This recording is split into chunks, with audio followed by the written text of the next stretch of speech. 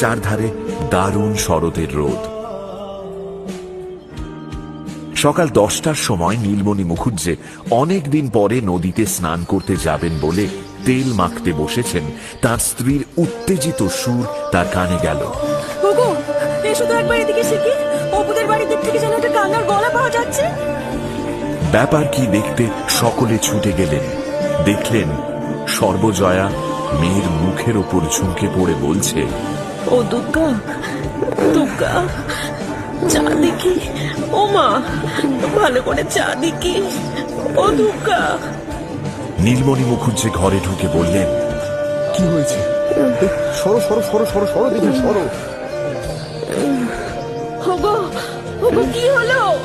মেয়ে অমন করছে কেন? দুর্গা, দুর্গা, দুর্গা, দুর্গা, দুর্গা, দুর্গা। দুর্গা আর তাকালো না। আকাশের নীল আস্তরণ ভেদ করে মাঝে মাঝে অনন্তের হাত ছানি আসে। পৃথিবীর বুক থেকে ছেলেমেয়েরা চঞ্চল হয়ে ছুটে গিয়ে অনন্ত নীলিমার মধ্যে ডুবে নিজেদের হারিয়ে ফেলে। পরিচিত ও গতানুগতিক পথের বহু দূর পারে কোনো পথহীন পথে দুর্গার অশান্ত চঞ্চল প্রাণের বেলায় জীবনের সেই সর্বাপেক্ষা বড় অজানা ডাক এসে পৌঁছেছে।